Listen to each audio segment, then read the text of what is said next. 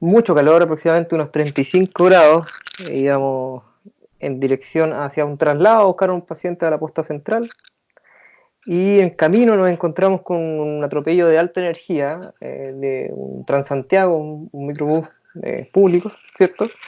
Que había atropellado a una persona, un masculino de 55 años, conductor de una bicicleta sin casco. Ese es Gonzalo Benavides. Y esto es Emergencia 24/7.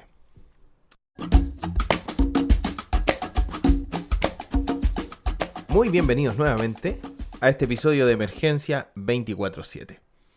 Antes de partir y dejar con ustedes la entrevista en extenso con Gonzalo Benavides, quisiera agradecer a todas las personas que nos han contactado a través de las redes sociales. Pero no solo eso, durante la semana pasada estuve en el diplomado de soporte vital que da la Universidad Católica. Y ahí pude conocer a algunas de las personas que están siguiendo Emergencia 24/7 a lo largo de Chile. Así que un saludo para ellos, para esas interesantes jornadas que compartimos durante los días jueves y viernes de la semana pasada en el diplomado. Vamos a preparar un episodio del podcast de eso también para poder compartirlo con el resto de las personas que nos están escuchando. Te invito para que te puedas suscribir a nuestros episodios si aún no lo has hecho. Ahí en la plataforma que nos estás escuchando. Apple Podcast, Google Podcast, Spotify o Anchor, en la que más te acomode, te invitamos para que te suscribas. También para que nos sigas en las redes sociales, en nuestra cuenta de Instagram, Emergencia 24.7 Podcast, y en Facebook, Emergencia 24/7. En este capítulo vamos a tener una conversación con Gonzalo Benavides. Gonzalo es enfermero, es especialista en atención de urgencia, ha trabajado en unidades de cuidado crítico y hoy está trabajando en atención prehospitalaria. Y él nos va a guiar a través de un caso donde el paciente colapsa súbitamente luego de ser impactado por un bus de transporte público. Bien, no te quiero adelantar más para que te puedas quedar y escuches en su totalidad este episodio que tenemos preparado con mucho cariño para ti. En este episodio de Emergencia 24/7 estamos con Gonzalo Benavides. ¿Cómo estás, Gonzalo?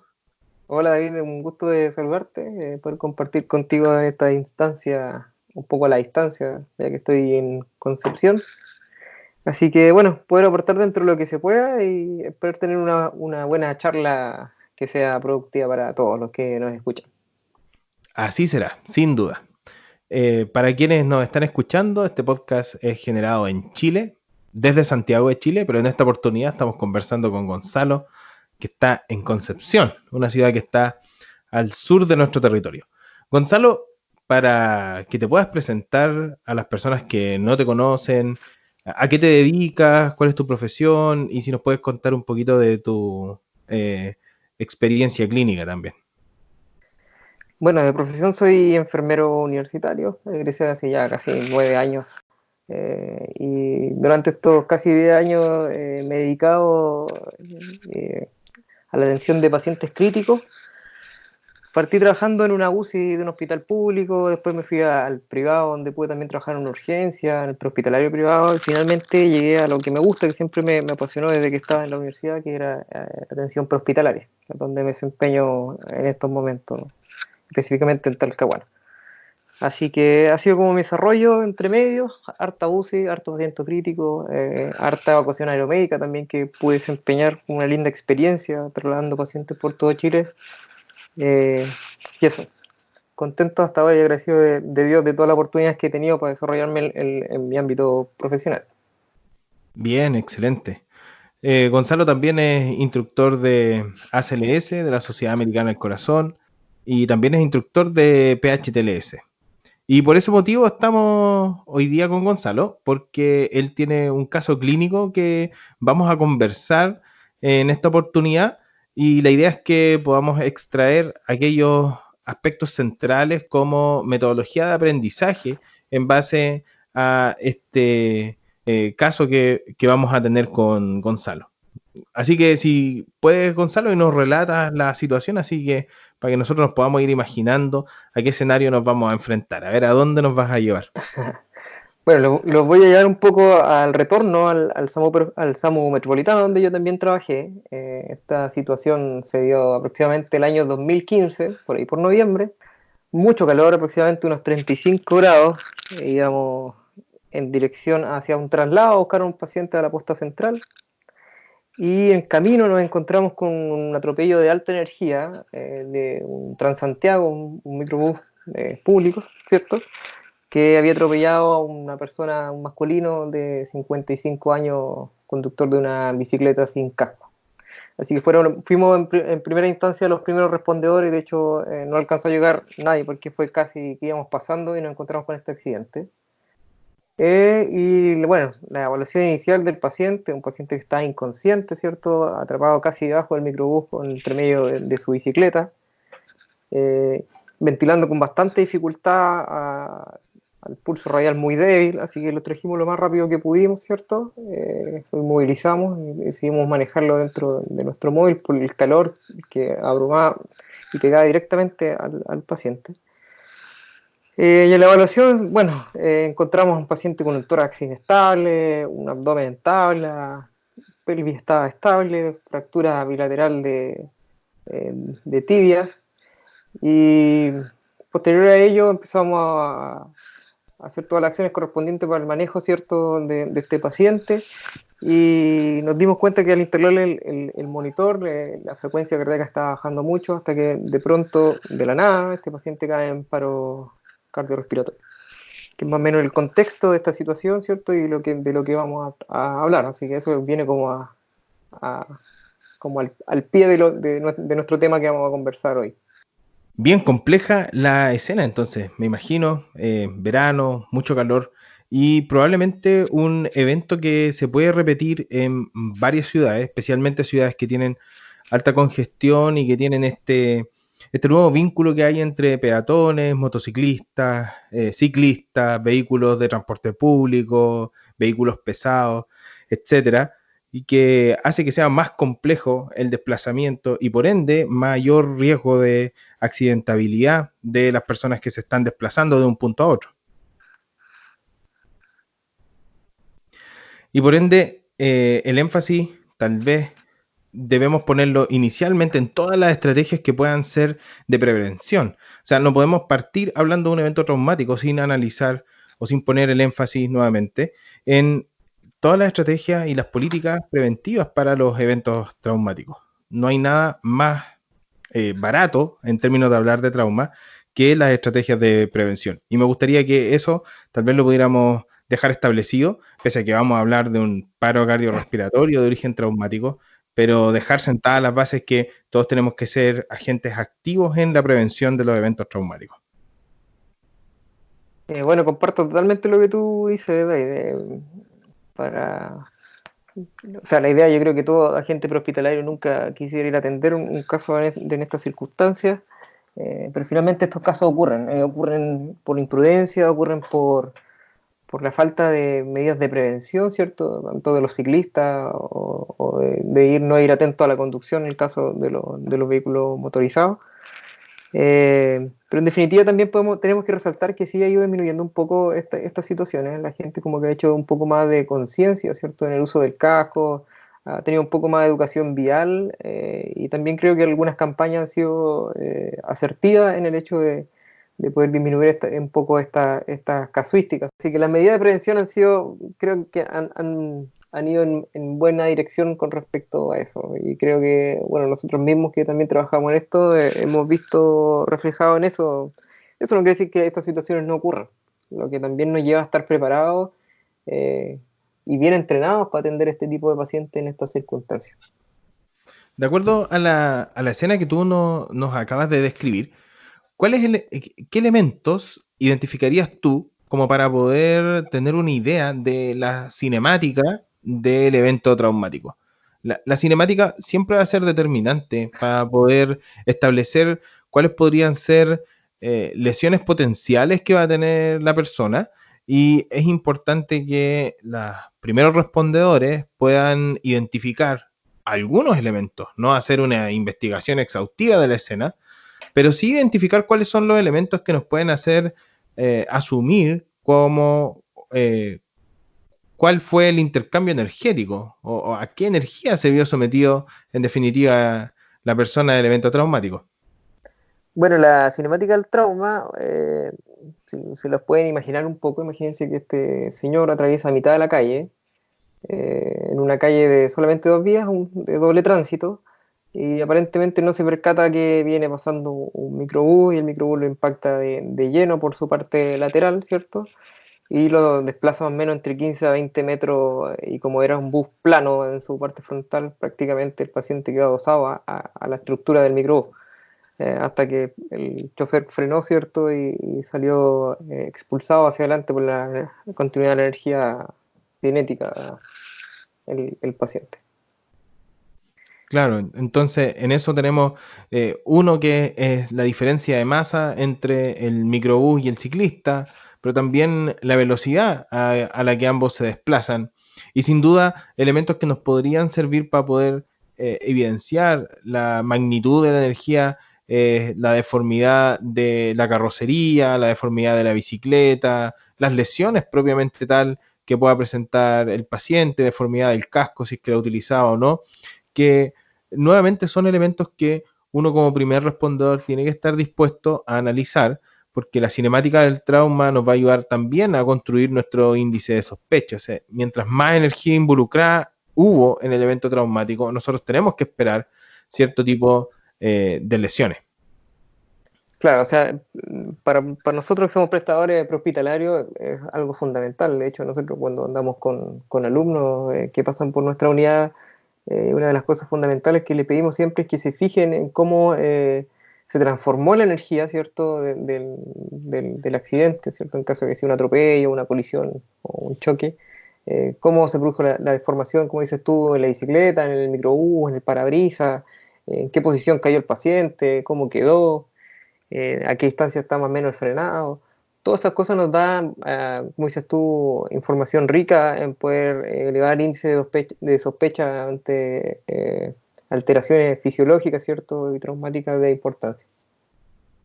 Y el otro aspecto quería consultar, Gonzalo, antes que vayamos de lleno al análisis del caso clínico, en términos de la seguridad de la escena. Es una premisa, es lo que toda persona siempre va a mencionar. Va a decir, inicialmente, no, tengo que ver que la escena sea segura. Pero cuando tú relatas este caso, ¿cierto? Vamos pasando, somos los primeros. Por escasos minutos nos fuimos testigos del atropello en sí. ¿Cuáles pueden ser estrategias para poder establecer la seguridad de la escena? Entendiendo de que estamos casi en el momento mismo del accidente, que tal vez la presencia policial no está en el lugar, que la presencia de bomberos no va a estar en el lugar, y que vamos a tener nosotros que asumir entonces esos tres roles. De pronto son acciones mínimas, pero pueden marcar la diferencia entre estar en una escena segura y una escena insegura. Bueno, en este caso es bastante complejo, porque en verdad no somos expertos en asegurar escena. Primero que nada, siempre trabajamos bajo la premisa de que la escena está segura, pero bueno, antes de bajarnos de la ambulancia, en este caso nosotros solicitamos apoyo de carabineros, ¿cierto?, para que venga de alguna manera a resguardar la escena y el tránsito, pero como era una vía una calle de doble vía, el conductor, ¿cierto?, también tiene ciertos conocimientos para cerrar el perímetro de alguna manera. El microbús quedó tapando la parte posterior y la vía contraria, la ambulancia se cruzó, entonces nosotros trabajamos entre la ambulancia y el microbús y el paciente al medio. Así que eso nos da la seguridad para poder estar tranquilo y trabajar con confianza, ¿cierto?, de que no fuese ocurrido otro, o que fuese riesgoso para nosotros poder trabajar con el paciente.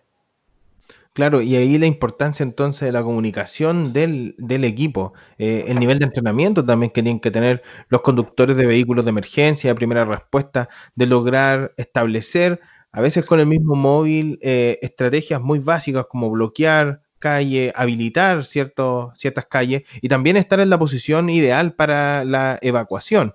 De pronto, Correcto. por resguardar la seguridad de la escena, no estamos visualizando que así como el vehículo de primera respuesta entra al lugar de la escena, también tiene que tener la capacidad de salir, y no solamente de salir, sino que de poder evacuar de manera segura y de manera rápida, especialmente como vamos a ver en este caso, cuando nos estamos enfrentando a un riesgo vital.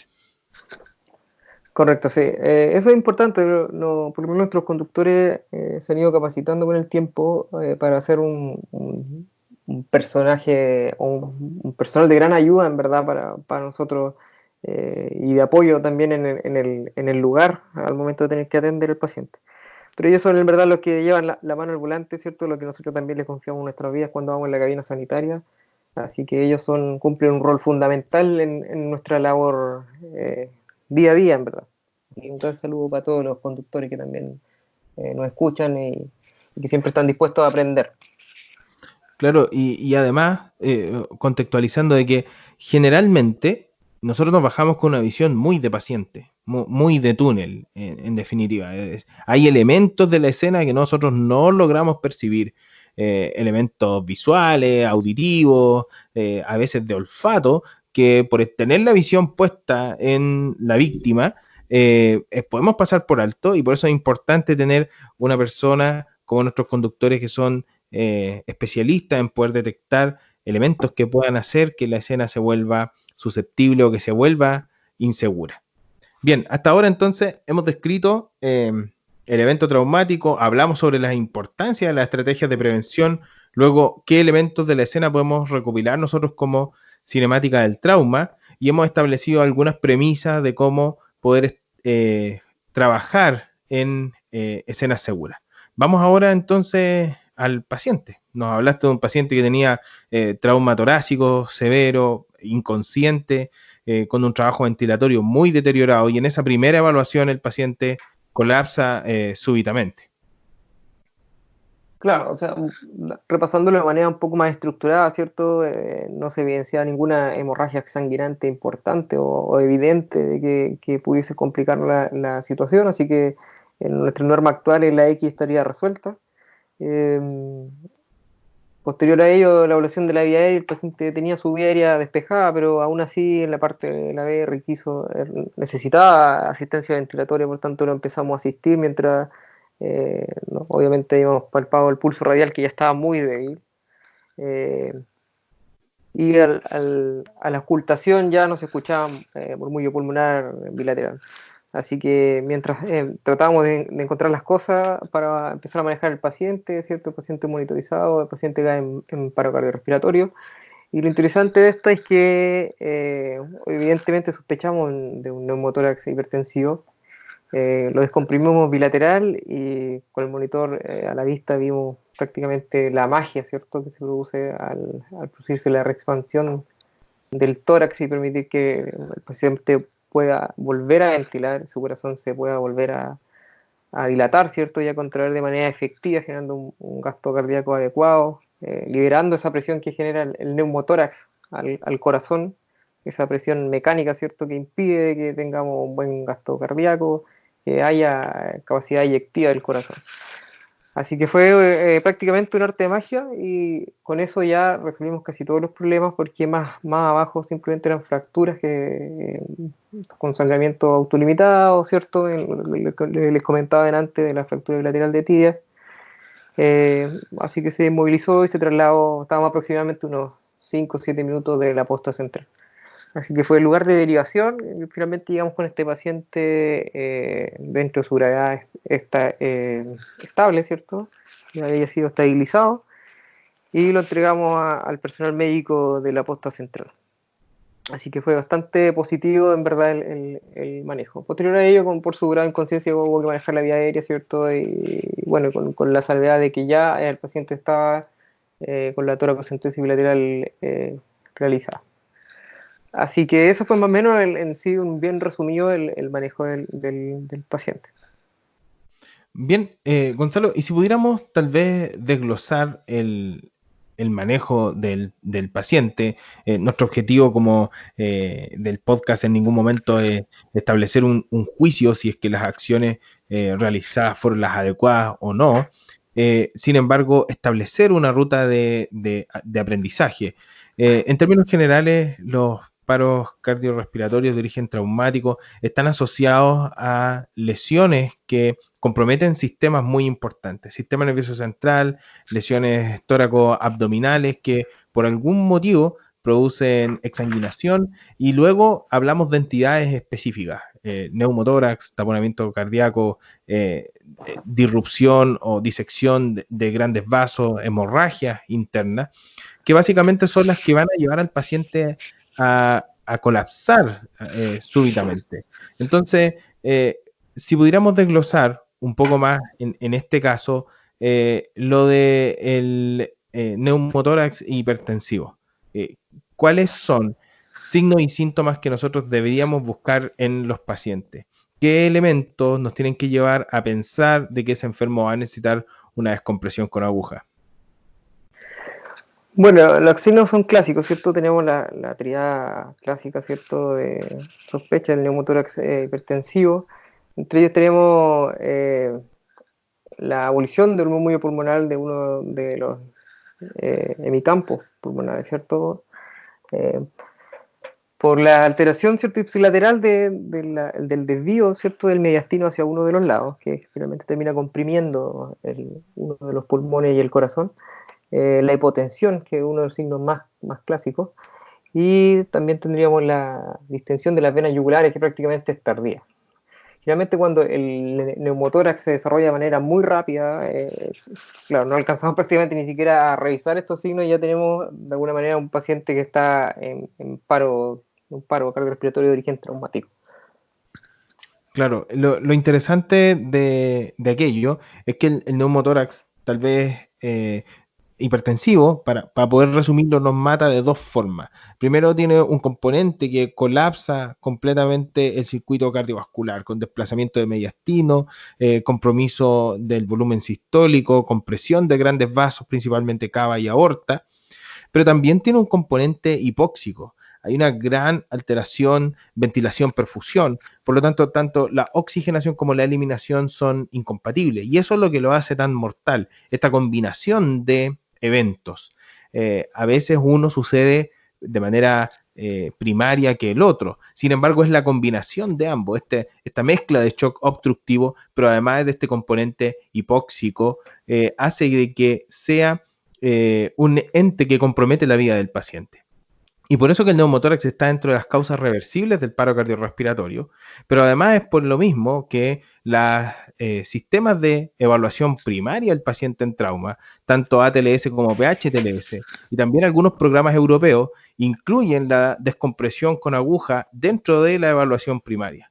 Es decir, para el paciente de trauma, bueno, primero se me va a morir por hipoxia. Si la vía aérea no está despejada, tengo que despejarla y proveer oxígeno. Y en la B se me va a morir por neumotórax hipertensivo. Por lo tanto, tengo que ir a buscar los signos de neumotórax hipertensivo. Dentro de los que tú mencionaste, además, está la asimetría del tórax, la presencia de enfisema subcutáneo, etcétera, hasta incluso la desviación traqueal, que es un signo muy, muy tardío y probablemente el paciente ya esté en paro cardiorrespiratorio.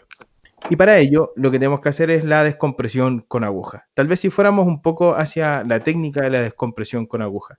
¿Qué sitio eligieron ustedes? ¿Por qué eligieron ese? ¿Y cuáles son las actualizaciones, en definitiva, para poder hacer una buena toracocentesis? Bueno, en este caso nosotros realizamos entre el segundo y el tercer espacio intercostal en la línea media clavicular bilateral, fue en este caso. Bueno, aquí hay un tema de discusión importante.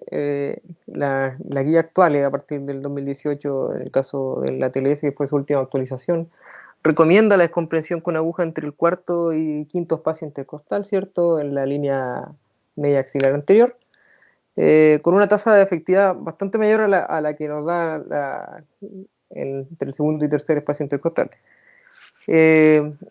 Pero llevándolo un poco al contexto nuestro, cual nosotros nos empeñamos, quizá de repente es muy complejo encontrar el sitio anatómico en la línea media axilar anterior, ¿cierto? Entre el cuarto y el quinto espacio intercostal, en movimiento, donde el paciente quizás va inmovilizado en una tabla, con un pulpo, pueden haber un miles de contextos que que puedan, ¿cierto?, de alguna manera hacer variar esta elección del sitio de punción. Efectivamente, a nosotros nos dio resultado entre el segundo y el tercero, pero la evidencia actual nos dice que es mejor entre el cuarto y el quinto. De hecho, es lo que recomienda también el PH-TLS, ¿cierto? Es como el hijo de la TLS. Así que la recomendación actual sería efectivamente la descompresión con aguja entre el cuarto y el quinto espacio intercostal en la línea media axilar anterior.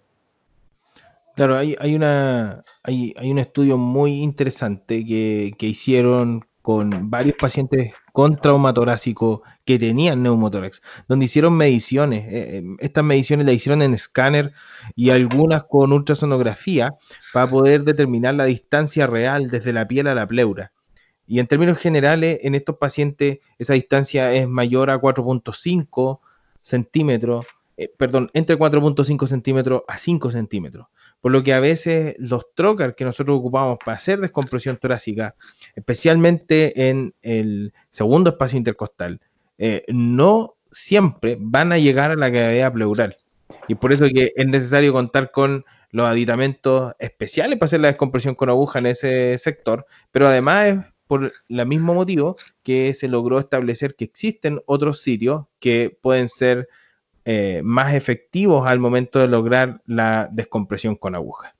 Más allá de con qué lo vamos a hacer, lo importante es que si logramos identificar un paciente que fue sometido a un trauma, que tiene una cinemática importante asociada al evento traumático y que tiene signos de neumotórax y nosotros pensamos que ese neumotórax es hipertensivo, lo importante, más allá del sitio, es que nosotros hagamos la descompresión con aguja. Si no hacemos la descompresión con aguja antes de que el paciente colapse súbitamente, lo vamos a tener que hacer durante el paro cardiorrespiratorio. Claro, correcto. O sea, como tú dices, bueno, esto también tiene un efecto anatómico, ¿cierto? Un paciente que está de cúbito no es lo mismo un paciente que está de pie. Entonces, gravitacionalmente, efectivamente, es más efectivo la descompresión con aguja entre el cuarto y el quinto espacio intercostal. Bueno, y recordar también de que en estos casos, estos pacientes, ¿cierto? Un paciente que sufre un paro cardíaco de origen traumático, la probabilidad de sobrevida es muy baja.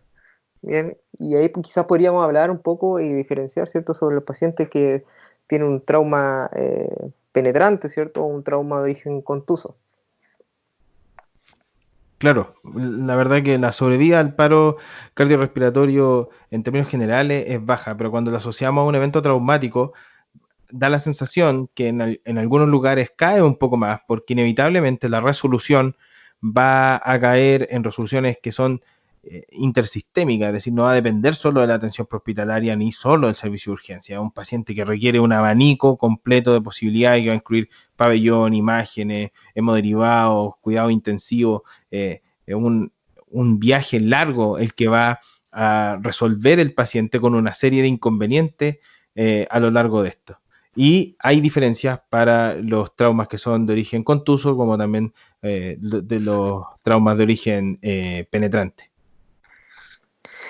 Sí, o sea, por lo menos la literatura americana nos habla de un 4% de sobrevida de estos tipos de pacientes, que es muy baja, y quizá estamos al debe también nosotros como país, ¿cierto?, en tener nuestras propias cifras para ver cómo mejoramos o cómo logramos hacerlo mejor, ya que el tratamiento de un paciente politraumatizado es interdisciplinario. A veces los equipos prehospitalarios realizan todos los esfuerzos necesarios llegando a un hospital X y donde no están las condiciones, ¿cierto?, para poder atender a ese paciente, o tampoco está de repente incluso la voluntad para poder hacerlo. Entonces, es cómo interconectamos nuestro sistema de atención para que estos pacientes, cuando se decide en el contexto prehospitalario trasladarlos a un hospital, ¿cierto?, para que tenga resolución quirúrgica o si requiere transfusión masiva, pueden recibir la atención necesaria en continuidad de los cuidados prehospitalarios. Claro, indudable. O sea, la clave para todos los pacientes, pero aparentemente es mucho más sensible para los pacientes de trauma, está en la capacidad que tienen los distintos agentes del sistema sanitario de poder conversar y de poder establecer un lenguaje y líneas de tratamiento. Ya desde la política pública, desde el año 2007, si no me equivoco, hay una guía clínica GES en la atención del paciente politraumatizado, donde están establecidas algunas oportunidades de tratamiento, de diagnóstico y de tratamiento. Y que a veces son difíciles de implementar por una serie de factores que no es necesario tal vez analizarlo en esta primera instancia, pero sí lo que tenemos que hacer es lograr establecer el traspaso de los cuidados desde la atención prehospitalaria a la atención intrahospitalaria. Muchos de estos pacientes, tal vez desde la atención prehospitalaria, van a requerir muy pocas intervenciones. Y lo más valioso hoy en día, a la luz de la evidencia científica, es desplazarlos hacia el centro hospitalario. Los cuidados prehospitalarios no pueden hacer más que proveer un soporte de vía básico, restablecer o tratar la hipoxia, tratar el neumotórax hipertensivo y restablecer el volumen intravascular. Sin embargo, todo el resto de la magia va a suceder en escenarios intrahospitalarios, con el uso de ultrasonografía, médicos de emergencia, cirugías de emergencia, protocolos de transfusión masiva, técnicas quirúrgicas, el uso de reboa, etcétera. Es decir, se abre un abanico de posibilidades para el paciente de trauma dentro del hospital que no necesariamente lo podemos brindar fuera del hospital. De pronto puede sonar un poco lógico, pero es así. Claro, y de esto nace un poco la preocupación de tener protocolos asociados a nuestra realidad, tomando lo que hacen los europeos, tomando lo que hacen los americanos como propio, porque en verdad nuestros sistemas prehospitalarios, uno, son muy distintos y nuestra realidad, ¿cierto? Como sistema de salud interconectado es muy distinta a lo que tienen esos países. Entonces eso lleva, ¿cierto?, a que nuestros protocolos locales sean adecuados, ¿cierto?, para la toma de decisiones correctas para el manejo de estos pacientes. Ahora, una de las preguntas que siempre se hace cuando dictamos cursos, ¿cierto?, entre el PH3 o otro tipo de cursos, es ¿cuándo vamos a reanimar a un paciente que está en paro traumático? A muchos les genera conflicto, ¿cierto? ¿Qué tipo de pacientes reanimamos, no reanimamos? ¿Qué hacemos? ¿Lo dejamos en el lugar? ¿Reanimamos en el lugar? ¿Lo llevamos reanimando? Quizás es una de las interrogantes que de alguna manera nos plantea este tipo de casos. Sí, sin duda. Siempre es complejo, porque la fisiopatología que está detrás del paro cardiorrespiratorio traumático, que ya la hemos descrito a lo largo del episodio, es absolutamente distinta de los paros de origen médico y requiere otro tipo de resoluciones, donde la hipoxia y la hipovolemia se llevan por lejos las causas y no siempre lo podemos resolver de manera instantánea solo con oxígeno y cristaloides, que es lo que disponemos generalmente. Entonces, van a requerir de soluciones intrahospitalarias. Por lo mismo, la gran mayoría de las veces, si vamos a reanimar el paro cardiorrespiratorio de origen traumático, tiene que ser transportado en maniobra a un hospital, y un hospital que sea resolutivo, un hospital que sea de centro de trauma, que tenga distintas especialidades, médico de emergencia, cirugía, traumatología, neurocirugía, imágenes, etcétera, al menos las primordiales para poder atender los sistemas críticos, hacer también una cirugía de control de daño y una reanimación balanceada y reanimación de control de daño a posterior. Claro, y ahí también hacer el hincapié de que no siempre el hospital o el centro asistencial más cercano es el que es capaz de solucionar este tipo de pacientes. Han pasado casos, ¿cierto?, donde se ha cuestionado, de alguna manera se niega la atención en ciertos lugares donde evidentemente, por ejemplo, se puede llegar a alguna clínica pequeña donde no haya un cirujano turno capaz, por ejemplo, de hacer una cirugía de control de daño o simplemente no cuenten con unidades de sangre. Entonces aquí la coordinación, ¿cierto?, con nuestros centros de regulación es fundamental para llevar quizá al éxito a estos pacientes dentro de las pocas probabilidades que tienen para manejarlo. Ahora, existen pacientes, ¿cierto?, que tienen lesiones que son relativamente incompatibles con la vida. Un paciente, ¿cierto?, que tiene pérdida de masa encefálica o evidentemente al llegar al lugar son lesiones incompatibles con la vida. Esos pacientes no, bajo ningún punto de vista, y las normas internacionales así también lo dicen, de que no hay que iniciar las maniobras de reanimación.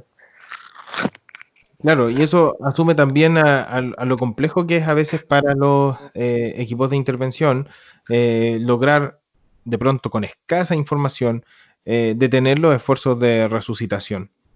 Hay algunos ejemplos también internacionales, pero en otro marco legal, con otro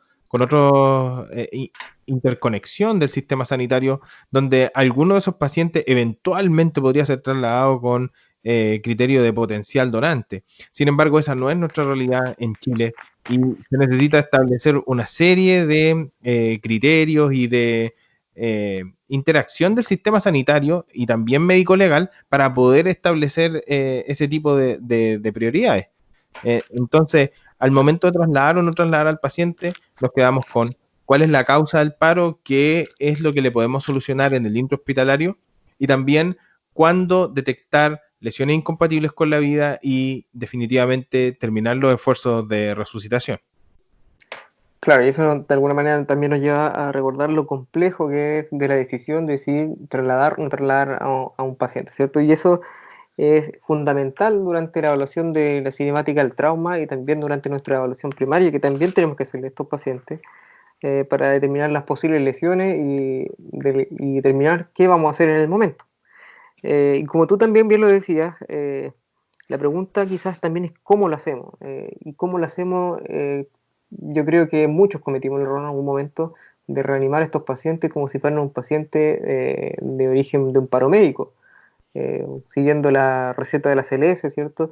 Que efectivamente, viéndolo desde la lógica, no soluciona nada a estos pacientes. Si un paciente tiene un neumotórax hipertensivo, por más que yo le haga compresión torácica, por más que le pase adrenalina, que también podemos discutir su uso en estos casos, ese paciente no va a sobrevivir, no va a sobrevivir, ¿cierto? Hay una falla mecánica importante, ¿cierto? Porque el corazón efectivamente no puede contraerse, los pulmones no pueden llenarse de aire y lograr la ventilación. Como tú ya lo mencionaste, ¿cierto? Estamos en un estado de hipoxia severo, de hipoperfusión severa. Por lo tanto, ese paciente va a fallecer. Entonces el llamado aquí es a recordarle a todos nuestros amigos de que el paro traumático no se maneja como pacientes de paro de origen médico y es una de las cosas principales, ¿cierto?, iniciales que uno debiese descartar para pensar que si yo no le soluciono, ¿cierto?, el taponamiento cardíaco, el neumotórax hipertensivo, el shock hemorrágico, ¿cierto?, porque se tiene una laceración de la arteria femoral, un sangramiento activo, ¿cierto? Y yo no comprimo ese sangramiento y dejo ese sangre, ese paciente va a fallecer. Claro, y ahí nos asume también el desafío de poder identificar otras entidades y cómo poder manejar estos paros con una mirada distinta.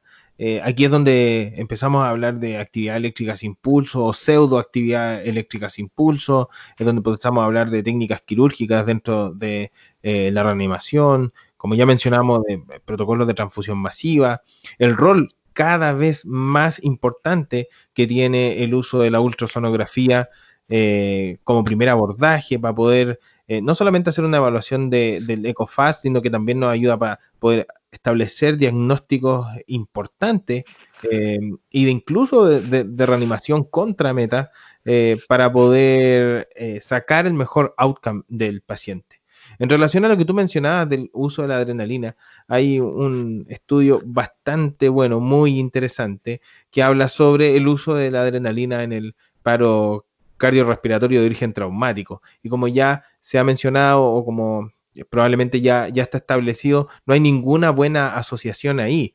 Es decir, mientras el paciente recibe más adrenalina en contextos de paros hipovolémicos o hipóxicos, como generalmente es el paro cardiorrespiratorio traumático, las tasas de retorno a la circulación espontánea son mucho más bajas y el outcome neurológico también es empobrecido, versus si hacemos una reanimación centrado en optimizar la ventilación, la oxigenación y corregir la hipovolemia severa.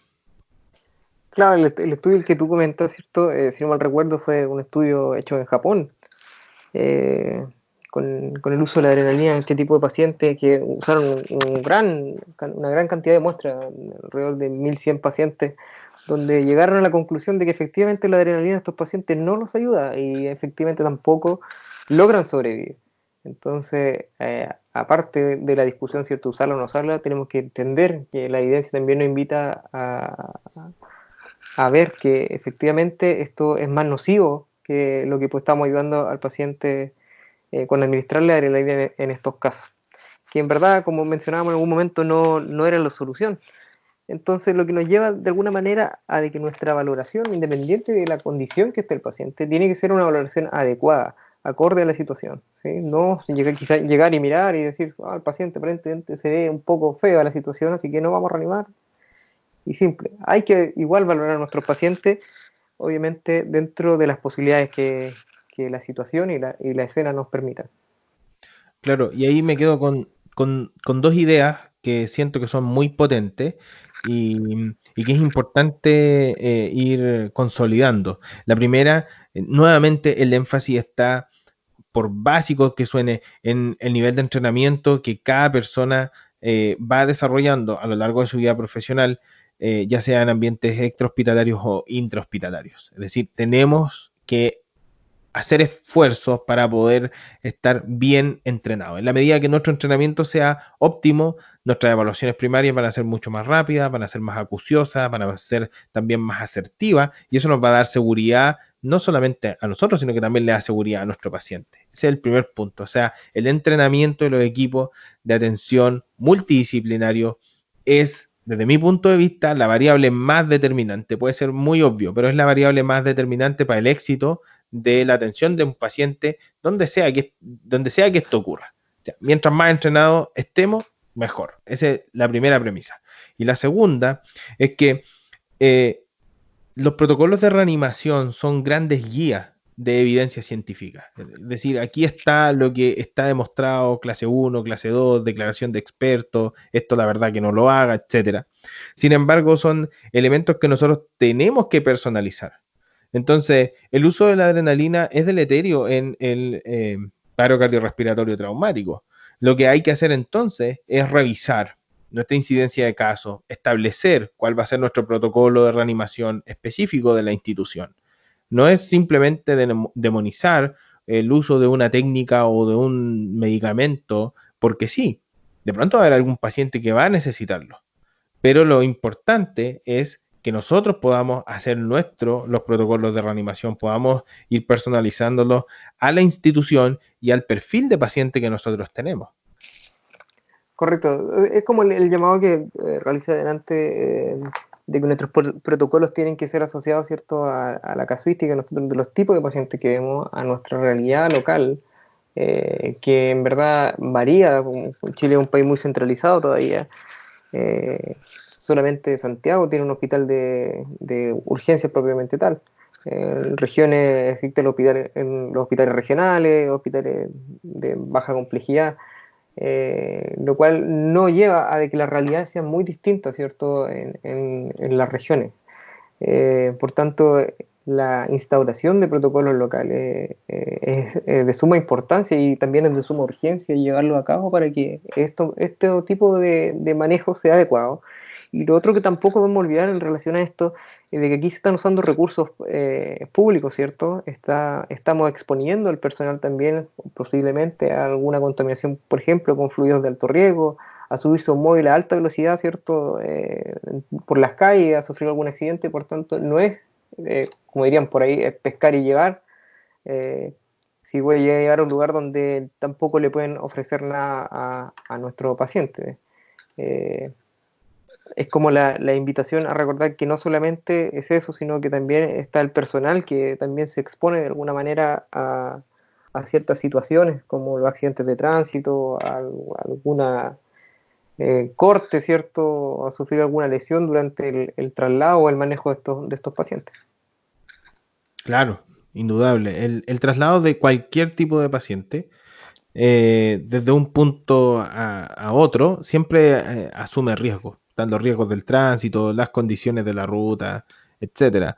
Pero más aún cuando en ese traslado se van desarrollando técnicas, cuando en ese traslado hay cierto nivel de estrés, de ansiedad, cuando en ese traslado de pronto no podemos controlar las variables externas de las rutas de acceso. Asume en definitiva una serie de desafíos. Y tal vez de este episodio del podcast me quedo con ello, que el paro cardiorrespiratorio traumático es un tremendo desafío para el sistema de salud en general. No solo exclusivamente para aquellos que estamos en la calle o para alguien que está en el servicio de urgencia esperando a este paciente o alguien que lo va a esperar en el pabellón o en la unidad de cuidados intensivos, sino que este es un desafío para nosotros como sistema. Las tasas de mortalidad de las personas jóvenes, en Chile por lo menos, está el trauma en primera o segunda causa, siempre peleando con el cáncer. Por lo tanto, nosotros tenemos que brindar una atención intersistémica con todos los agentes, desde las estrategias de prevención hasta la rehabilitación del paciente de trauma, que sea mancomunada para poder entregarle los mejores estándares de cuidado a los pacientes que así lo requieren. Y velar por los niveles de entrenamiento que permitan brindar las atenciones críticas en los momentos necesarios. Correcto, o sea, la idea es de que como equipo seamos capaces de sentarnos a conversar, ¿cierto? Sacar directrices tanto del manejo hospitalario, el manejo en la urgencia, ¿cierto? Cómo el manejo de la urgencia es capaz de interconectarse, ¿cierto? De manera adecuada con el manejo del banco sangre, del pabellón, ¿cierto? De la pronta traslado del paciente a una unidad de paciente crítico, de realizar una reanimación adecuada en el lugar. Porque pasa muchas veces de que los equipos prehospitalarios reaniman, ¿cierto? A nivel hipotensivo, ¿cierto?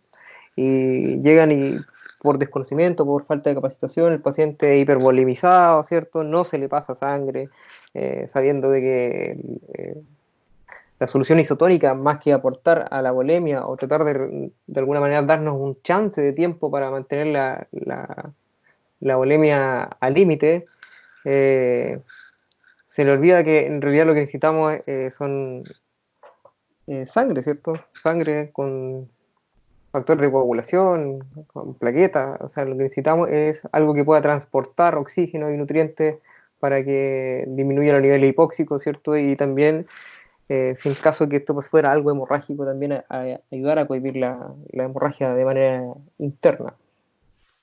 Sin duda, sin duda. De seguro hay personas también que nos están escuchando y en sus lugares de trabajo la realidad también puede estar asemejada a lo que pasó en este caso en particular. Gonzalo, te quiero agradecer tremendamente por tu tiempo, por poder compartir esta experiencia clínica, en poder ayudarnos, guiarnos en el análisis que pudimos hacer de buenas prácticas en relación a este caso para la atención del paciente en paro cardiorrespiratorio. No, de nada, a usted simplemente dejarle algunos tips bien cortitos. Lo ideal es siempre apegarse un poco a los protocolos locales. Es bueno estarlo revisando anualmente. Recuerden que la evidencia va cambiando, va cambiando.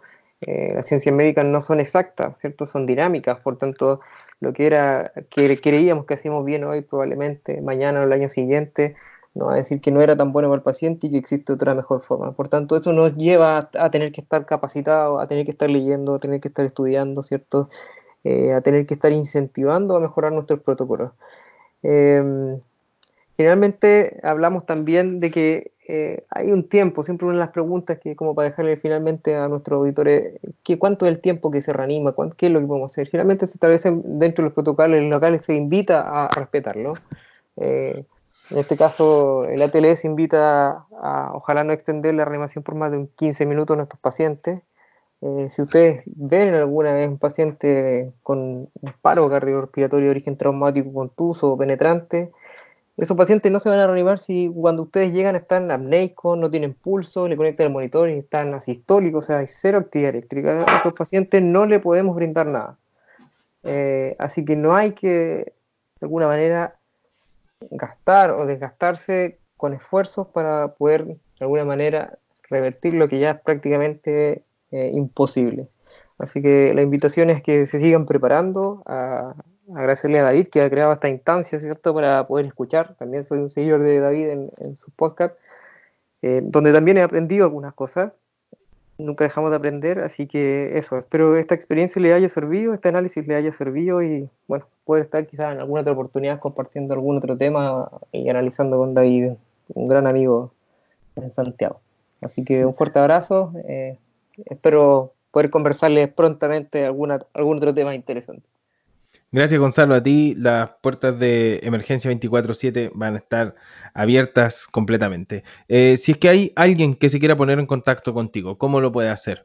¿Hay algún correo electrónico, tal vez alguna red social donde te pueda ubicar?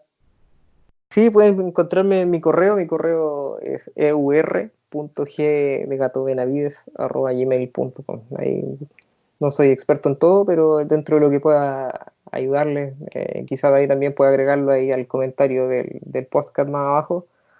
No hay ningún problema, encantado de compartir experiencia y también demostrar de que en regiones el trabajo también se hace de buena manera, ¿cierto? Así que eso, muy agradecido David por la oportunidad y por esta instancia que has creado. Qué buena conversación fue la que desarrollamos con Gonzalo. Gracias por escuchar este episodio. Nos vemos la próxima semana.